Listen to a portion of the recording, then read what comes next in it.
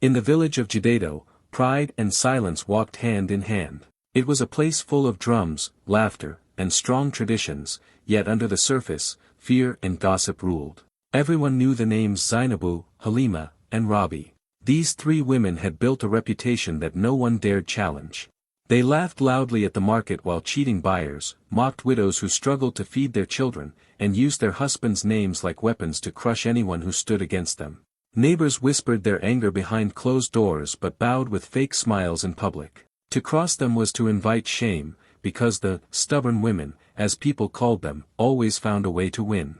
Their power was not born in a day. Rabi mastered the art of fake tears to fool elders and twist decisions in her favor. Halima turned the marketplace into her stage, insulting men until they lowered their heads in shame. Zainabu once went so far as to frame a young girl for stealing, forcing her family to leave the village in disgrace. Soon their shameless boldness became a kind of entertainment, but also a warning. Parents told their children, do not cross their path, or you will taste Shege. Yet, behind their painted smiles, cracks were forming. Their husbands drank or stayed silent, too broken to speak. Their children suffered at school, carrying the weight of their mother's arrogance. Still, the women declared, we rule this village. And so, Jidado continued to breathe in fear, not knowing that a quiet storm was already walking toward them, preparing to change everything. Long before they were called the Shege Queens, the women of Jidado were known only by their names. But slowly, the three of them, Rabi, Halima, and Zainabu, built a kind of power that frightened even the boldest men. It began with Rabi, who discovered that tears could open doors. Whenever she wanted something from the elders, she would fall on the ground, crying as if her heart was breaking. Her voice would tremble, her hands would shake, and she would speak of insults or injustice that never really happened. The elders, feeling pity, often believed her and ruled in her favor.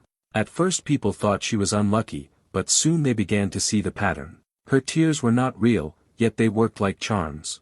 Anyone who challenged Rabi's story would look like a bully, and so she walked away with victory after victory. Halima found her own stage in the marketplace. She was sharp-tongued, fearless, and louder than anyone else. If a man tried to argue about the price of grain, she would laugh so loudly that the whole market turned to watch. She would call him weak, mock his clothes, and remind everyone of his past mistakes until his pride shrank smaller than a grain of millet. Men who once walked tall began to avoid her stall, and women admired her boldness, even as they feared her cruelty. The market became her kingdom, and humiliation was her crown. Zainabu was the most dangerous of all, because she did not fight with words or tears. She used lies like arrows. One day, a young girl in the village stood against her in a quarrel. Zainabu waited for the right moment, then spread a story that the girl had stolen from her stall. She even planted a small coin under the girl's basket as proof. The crowd gathered, the whispers spread, and before the girl's family could defend themselves, shame drowned them. They packed their things and left the village in silence, never to return. Zainabu smiled, victorious, while the rest of Jidado shivered at what she was capable of. Together, the three women became untouchable. They laughed louder than everyone, walked with pride higher than the tallest tree, and acted as if the village belonged to them. Some people secretly admired their courage, but many more suffered under their arrogance. Neighbors avoided their path, children ran at the sound of their voices, and families prayed never to catch their attention. Stories about them spread from house to house, until even little children were warned with a new saying, don't cross their path, or you will taste Shege. And so their rule grew, built on lies, tears, and humiliation. They were feared, they were gossiped about, and they were respected in the wrong kind of way. To the villagers, they became a storm without end, three women who held the village of Jidado in the palm of their hands, while everyone else watched with helpless eyes. In public the three women looked untouchable. They laughed the loudest, walked with their heads high, and spoke as if the whole village was beneath them. People feared their sharp tongues and clever tricks, and the women enjoyed every moment of it. But behind the closed doors of their homes, another story was being written, one that no one saw at first. Their power outside was real, but inside their walls, everything was falling apart. Rabi's husband was once a respected man in the council, but after years of being embarrassed and silenced by her fake tears and endless quarrels, he became a shadow. He spoke less, ate less, and started drinking to hide from the shame. In the evenings, people would see him sitting alone near the river with a calabash of burukatu, staring at the water as if it held answers. His friends had stopped inviting him to gatherings, whispering that he was no longer the man they used to know. Halima's husband was not drunk, but he was broken in another way. Whenever Halima shouted in the market, her voice carried into their home. The children of the village mocked his sons, saying their mother had louder lungs than a talking drum.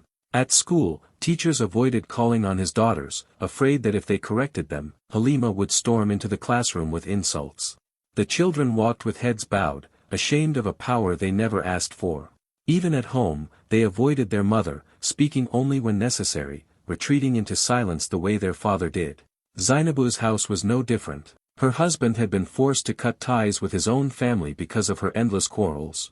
His relatives feared visiting him, knowing Zainabu would throw insults at them until they left in anger. He too became quiet, not out of respect but out of defeat. Their children bore the heavy name of thieves because of the false story Zainabu once told about the girl she framed. No matter how hard they studied, their classmates whispered, "Be careful, that one's mother steals." The women, however, did not see or did not care about the wounds they created inside their own homes. When they gathered together in the evenings, they boasted about their victories. They told each other how people avoided their paths, how men bowed when they entered the market, how elders trembled at their fake tears. They looked at the village as if it was their kingdom and proudly declared, "We rule this village." But the truth was different. Their laughter grew emptier, their homes colder, their children more isolated. The husbands sat in silence or drowned in shame, and the families carried burdens too heavy for them.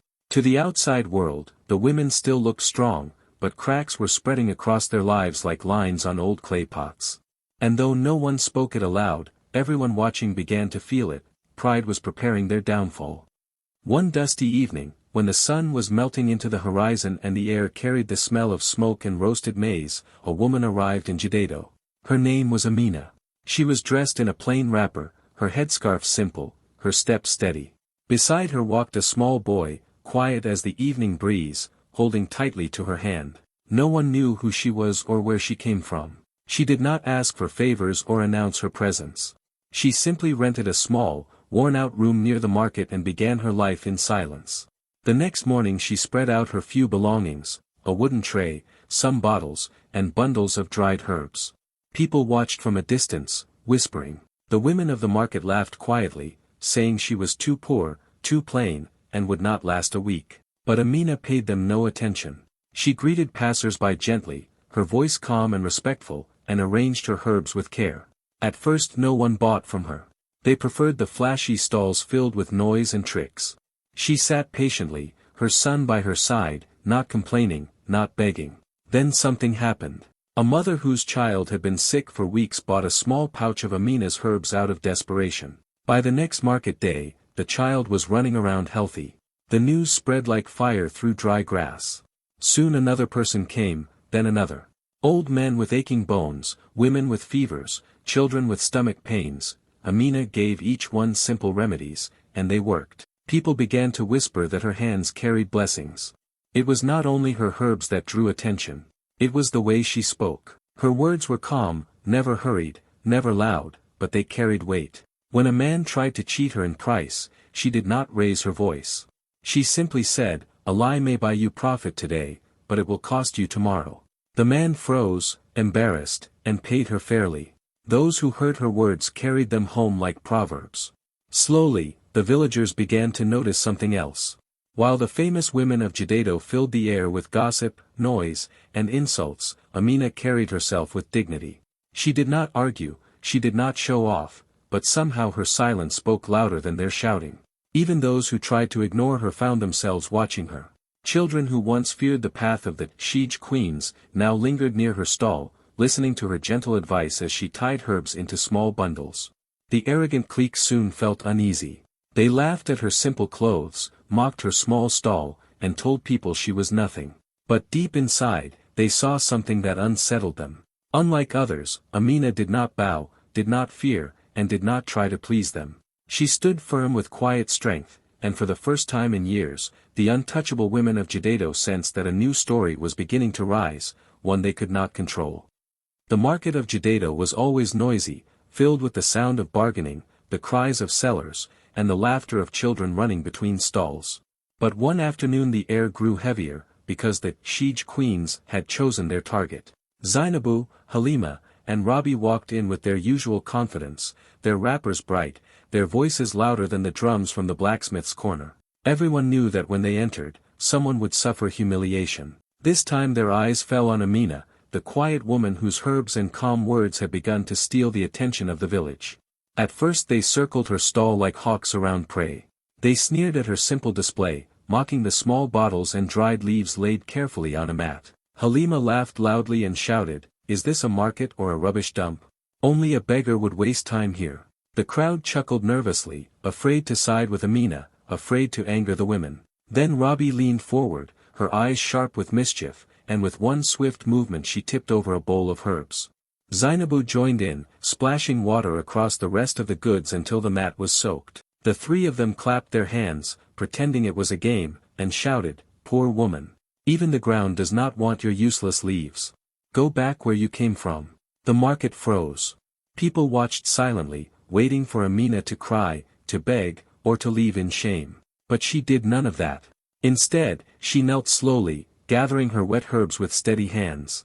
Her son stood beside her, his small face burning with embarrassment, but Amina's face was calm, her eyes steady like the river at dawn. She stood, wiped her hands on her wrapper, and looked directly at the three women. Her voice was low, but it carried through the whole market. She said, "Better to sell with clean hands than to eat with mouths stained in lies." The words cut deeper than any insult the market had ever heard. It was as if the drums stopped, the birds hushed, and even the wind paused to listen. For a moment no one moved. The Shege queens laughed, forcing their voices to rise above the silence. Halima clapped and said, "Hear her. She thinks she can talk wisdom." Zainabu rolled her eyes, while Rabi hissed under her breath. They laughed and laughed, but their laughter was thin, shaking at the edges. Inside, for the first time, they felt something they had not felt in years, fear. Not the fear of being attacked, but the fear of being exposed. Amina had not shouted, had not cried, but with one sentence she had pierced their pride. The villagers looked at her differently that day, their silence heavy with respect. Amina did not bow, she did not break, and everyone saw it. The three women walked away with their heads high, but their hearts restless. For the first time, someone had stood against them, and they knew the market of Jadado would never forget it. The night of the festival in Jadado was always the brightest night of the year. Drums echoed through the village, fires lit up the sky, and dancers painted in bright colors filled the square. Families wore their finest clothes, children laughed as they chased one another, and elders sat proudly in their places, ready to watch the celebration. But behind the music and smiles, a dark plan was unfolding. The Shege queens had gathered in secret earlier that day, whispering and plotting. Their target, once again, was Amina. Her calm strength and growing respect among the villagers had become a thorn in their flesh. They agreed that this night would end her influence once and for all. Their plan was simple but cruel. They would accuse Amina of being a witch, saying her herbs and remedies were not from God but from dark spirits. They prepared small charms, beads, and powders which they intended to hide among her goods, ready to expose her in front of the entire village. They believed that once the crowd heard the word witch, fear would crush her completely. After all, who could survive such a shameful label in Jadado? When the festival reached its peak and the drummers beat the loudest, the three women rose from their seats and pointed at Amina. Their voices rang across the crowd, "This woman uses charms. She deceives you with witchcraft." Gasps spread through the air, and people turned to look at Amina. The women smiled, thinking their plan had already worked. But Amina did not tremble. She stepped forward, her son beside her, and carried with her a small bundle. She unwrapped it slowly, and inside were ledgers, small notebooks, and folded papers. With a steady voice, she began to read. She spoke of widows cheated in the market, showing names and dates. She revealed how Rabi used false tears to steal from elders, how Halima humiliated men until they gave up their rights, and how Zainabu had destroyed families with lies. One by one, she brought out witnesses from the crowd, people who had suffered in silence but now found courage in her presence. The festival square, once filled with music, now held only silence and shock. The people gasped at each revelation. Murmurs spread like waves. Faces that once feared the three women now turned hard with anger. The Shege queens tried to shout back, but their voices shook. Their carefully built image of power, their pride that had lasted for years, began to crack under the weight of truth. Under the festival lights, Amina stood calm, while the three women trembled. Their plan to disgrace her had turned into their own downfall. The crowd no longer looked at them with fear but with disgust. For the first time, the mighty Shege queens felt the sharp sting of shame, and the whole village watched as their pride shattered in the very spotlight they once ruled. The festival ground was buzzing after Amina's shocking revelations. The villagers were still whispering, eyes darting between Amina and the three women who once ruled with arrogance. The Shege queens stood frozen, their faces pale beneath the torchlight. They tried to laugh, tried to deny, but the weight of proof pressed heavily on them. Just when it seemed the night had reached its peak, something happened that no one expected. From the back of the crowd, a man stood up. His hands trembled, his voice cracked, but his words sliced through the silence. He was Ruby's husband. For years he had walked with his head down, silenced by her fake tears and endless tricks. But tonight, something inside him broke free. He confessed before the whole village that it was Robbie who had stolen money meant for the community well. He had carried the shame alone, while she paraded in public as a queen. His voice shook as he spoke, but the truth poured out like water bursting through a broken dam. The crowd gasped, their eyes widening, for no one had ever dared speak against her. Then Halima's husband stepped forward. His shoulders were bent from years of humiliation, yet his voice was steady. He revealed how Halima forced him to cut ties with his own family, how she insulted his sisters until they wept and drove away his brothers with curses. He admitted he had lived like a stranger in his own house, ashamed of the fear he carried, too weak to stop her. His words hung in the air like heavy stones, and the crowd murmured in sorrow and anger. Finally, Zainabu's husband rose. He had been quiet for so long that many forgot the sound of his voice. Tonight, he spoke with pain and courage. He told how Zainabu had framed the young girl years ago, how he knew the truth but was forced into silence. He confessed that he had lost his family, his peace, and his dignity, all because of her lies. His eyes filled with tears as he spoke, and the villagers listened in shock, their hearts aching with the weight of his suffering. One after another, the men's words joined Amina's evidence, weaving a story too strong to deny. The festival ground no longer felt like a place of music and dance, it had turned into a courtroom under the stars. The elders sat silently, their faces grave. The people leaned forward, hanging on to every word. For decades, these men had carried shame, fear, and silence in their homes, but now the truth poured out in front of the entire village. The Shege queens shifted nervously, their eyes wide, their pride crumbling with every confession. Their laughter, once loud enough to silence crowds, was gone. The men's voices, though trembling, rang louder than any insult the women had ever thrown. And in that moment, the people of Jadado realized that the silence of husbands, broken at last, was more powerful than years of arrogance. The festival had become Judgment Night. The moon that night hung bright and heavy, casting a silver glow across the festival ground. The drums had gone silent, the laughter was gone, and only the murmurs of the crowd filled the air. The elders, dressed in their flowing robes, rose slowly from their seats. Their faces were stern, their eyes sharp, for they knew the village of Jadado stood at a turning point. The lies, the gossip, the arrogance of the Shege queens had been exposed, and now justice had to be spoken. The chief elder lifted his staff, and the crowd fell silent. His voice, though old, carried power. For many years, he said, these women have ruled this village with fear. They mocked the weak, cheated the poor, and shamed their own families. Tonight the truth has been uncovered under the eyes of the moon, and truth cannot be buried. The people nodded, their hearts beating fast, as the three women stared at the ground, their pride draining away like water through sand. The elders called forward the husbands, once silent, now standing tall. They placed their hands on their chests, reclaiming the dignity they had lost. For too long they had been shadows in their own homes, but tonight, they stood like men again. The elders declared that their voices would never again be silenced, and the crowd cheered in agreement. Then came the judgment for the women. They were stripped of the respect and influence they once carried. No longer would their voices dominate the market, no longer would their threats control the elders, no longer would children tremble at their names. They were ordered to make amends to the widows they cheated and to return what they had stolen. Their empire of lies, built with arrogance and cruelty, crumbled in a single night. The crowd's anger was sharp, but it was also filled with relief. For years, people had carried fear in their hearts, hiding their pain and shame. Now, under the full moon, they declared with one voice, "No one is above the truth." The words echoed through the village, bouncing off mud walls and filling every soul with courage. People looked at Amina with gratitude, for she had done what no one else dared, she had broken the silence. The Shege queens, once feared like wild storms, now stood humiliated before the very people they had tormented. Their wrappers that once looked so fine now clung to them like heavy chains. Their voices, once louder than drums, could not rise above a whisper. They bowed their heads, unable to meet the eyes of those who now looked at them with scorn. And in the center of it all stood Amina. She did not shout, she did not gloat. Her strength was simple, her dignity unshaken. With patience and truth, she had torn down an empire that thrived on fear. Under the moonlight of Judeo, the proud women fell, and justice rose in their place.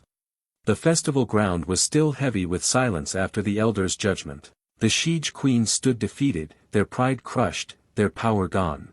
People began to murmur that the story was over, that justice had finally been served. But Amina, standing quietly in the middle of the crowd with her son beside her, was not finished. She raised her hand, and the people grew silent again. Her eyes, calm yet burning with truth, scanned the faces of the villagers. She spoke slowly, her voice carrying clearly in the night air. "You think I came here as a stranger," she said. "But I am not a stranger to Judeo." The crowd leaned closer, whispers spreading like fire. Amina took a breath and continued, "Years ago, there was a woman in this village, a widow with nothing but her dignity. She was mocked, cheated, and finally driven away by the same women you see here. That woman was my mother." Gasps broke through the crowd. Old memories stirred in the minds of the elders. Some remembered the poor widow who had left Judeo in shame, her cries swallowed by the silence of those who were too afraid to defend her. Now her daughter stood before them, strong and unbroken. Amina's voice grew steadier. "I did not return for revenge. I came to show you that silence can be broken, that truth can rise even after years of lies. What my mother suffered will not be suffered again." The villagers clapped, shouted, and raised their voices in one great roar. Children jumped with excitement, men pounded the ground, women lifted their hands to the sky. The Shege queens, once untouchable, could not lift their heads.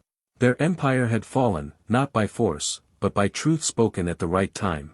Amina looked at them one last time, her words cutting deeper than any insult they had ever thrown. "Stubbornness may rule for a season," she said, "but justice will always find its night." The crowd roared louder, their voices echoing across Judeo. In that moment, everyone knew.